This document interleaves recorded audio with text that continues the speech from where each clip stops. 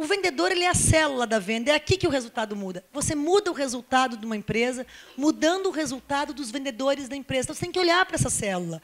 Olhem para mim, para esses círculos. Qual é maior, da direita ou da esquerda? Parece maior. Da esquerda parece maior, não parece? Eu mudo o contexto e ele parece muito maior. Nós estamos trabalhando numa imagem de 2 dimensões e eu consigo alterar a percepção de vocês de 2 coisas que são idênticas, porque eu coloquei círculos diferentes em volta. Imagine a capacidade que um vendedor tem. Ele trabalha com 14, com 15 dimensões, não com 2. Ele trabalha com preço, com marca, com os filtros do teu produto ou serviço da tua faculdade. Ele trabalha com um monte de coisas para mudar a percepção e fazer maior ou menor. Então, ele tem um poder muito grande. O vendedor está para uma operação comercial como um ataque está para o futebol. As jogadas que vocês fazem em marketing podem ser lindas. Vocês podem dar balão, vocês podem fazer elástico, pode ser tudo perfeito no futebol. Se essa bola não entrar para dentro do gol, mesmo que seja quadrada, não resolve. Olhar para essas pessoas e fazer a formação delas é fundamental. E elas, muitas vezes, o marketing nem contempla isso. Tá? Então, o que a gente sugere em termos de pessoas? Olhar valores, cultura, como é feito esse recrutamento e seleção e o treinamento dessas pessoas. Vocês gastam no marketing e vocês colocam leads na mão de pessoas completamente despreparadas para vender. A pessoa, às vezes, ela entra na operação sem nenhuma capacidade de manejar aquilo para fazer venda. Uma coisa legal na RD que a gente mudou de cultura. A cultura da RD, antes da DNA entrar, era uma cultura muito voltada para consultor. Se tiver alguém de farmer aqui na sala, pode falar comigo assim, ó, eles me odiavam. Tem algum farmer? Tem algum farmer? Não tem? Ainda bem. Tem a Leticinha lá de inbound, lá, que é a trainer. Eles eram contratados como consultores. Eles não eram, a gente não foi contratado para vender, a gente foi contratado para ensinar o cliente. Aí o cliente compra. Eu achei aquilo muito estranho quando entrei lá dentro. Acostumada com uma cultura de vendas, que a gente tem que botar a bola para dentro, vamos fazer acontecer, que vamos educar e o negócio não vai fechar. Como assim não vai fechar? E a gente começou numa... Para vocês terem uma prova real do que eu estou falando.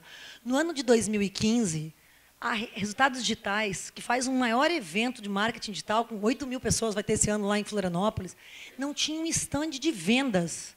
Os consultores delas ficavam soltos para explicar, para relacionar, sem vender, sem uma operação comercial que neles tem agora. Tem stand, que tem que vender, que tem meta. Então, a cultura, voltar uma cultura de uma empresa para um processo de vendas é uma coisa importante, se atentar a isso. Assim como valores e várias coisas. Uma coisa importante, a Leticinha que está lá atrás, ela palestrou para vocês de manhã. Ela foi promovida, mas ela era trainer da RD. Qual é o papel do trainer? Rampear o vendedor, pensar no processo de treinamento e desenvolvimento dele, fazer essa formação inicial. Quando isso não é pensado, o tempo que ele leva é 2, 3, 4 vezes mais do que se tiver uma coisa construída. Desenhe, né, defina as competências que o teu vendedor tem que ter, o vendedor do teu cliente tem que ter, com clareza, com as características que você quer, contrate baseado nelas e treine essas coisas. Treine, bota num sistema, bota num Excel com link para ela assistir os vídeos que ela precisa assistir, para ela ler os relatórios que ela tem que ler.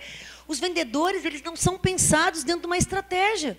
As pessoas acham que vão contratar uma pessoa e que ela vai chegar ali e entender mais ou menos a coisa, que ela vai fazer de forma brilhante. E tem pessoas que são brilhantes. Uma vez eu estava numa reunião de um conselho de administração em Belo Horizonte com um cliente de grande porte de varejo.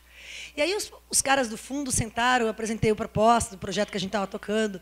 Aí o cara me parabenizou, falou, pô, Lúcia, é muito bacana, legal essa metodologia. Mas quer que eu te fale uma coisa? O que eu acredito mesmo? Ele falou para mim assim, né? Eu falei, pois não. Eu acredito que a gente tem que contratar os Pelés. Eu virei para ele e falei assim, eu também. Também acredito que a gente tem que contratar os Pelés. Mas agora eu vou te fazer uma pergunta. Quantos Pelés existem no mundo? Quantos Pelés tem no mundo, gente? Quantos Neymar tem no mundo? Quantos Messi tem no mundo? Nós não vamos formar uma operação comercial de Pelé. É uma ilusão isso. Nós temos que formar. E a formação requer um pensamento disso. Vocês, do marketing, têm uma capacidade de educar maior do que qualquer estratégia de educação do mundo. O marketing está se transformando em estratégia de educação. E por que quando a gente pensa dentro da empresa, vocês não pensam em educar esses vendedores também, que vão fazer a diferença no resultado? As ideias saem do cérebro e vão chegar a uma ação. E elas chegam por meio dos neurônios. Só que esses neurônios são impulsos elétricos. Eu estou falando porque vem impulso elétrico, estou mexendo a mão porque é impulso elétrico. Se eu sofresse um acidente e ficasse tetraplégica, não ia passar energia suficiente, eu não mexia mais a mão. Tem que passar energia para fazer movimento, para falar. A estratégia para a execução é o pensamento até a ação. Como é que eu vou conduzir isso? Pensa em toda a tua estratégia quando você pensar, por mais bem bolada que você esteja pensando abrir tua empresa, fazer a estratégia da empresa que você trabalha, até a operação. Não pensa no pedacinho bonitinho, porque o teu trabalho não termina no lead. O lead não produz resultado sozinho. Equipe desqualificada desqualifica o lead e as ações de marketing. Todo o teu trabalho, você pode perder contas grandes, porque você não tem a menor noção do que acontece com o lead depois que ele passa para a área comercial. Tá? Para a gente fechar, tá? A estratégia é o cérebro. Ou seja, né, os gênios eles não se distribuem uniformemente no tempo e no espaço, eles se concentram. O que isso diz para vocês? A concentração da genialidade diz que a genialidade não acontece ao acaso, que ela é treinada. Ela acontece em lugares específicos e em períodos específicos, porque ela, de tanto se fazer bem naquele lugar, as pessoas ficam boas de repetir.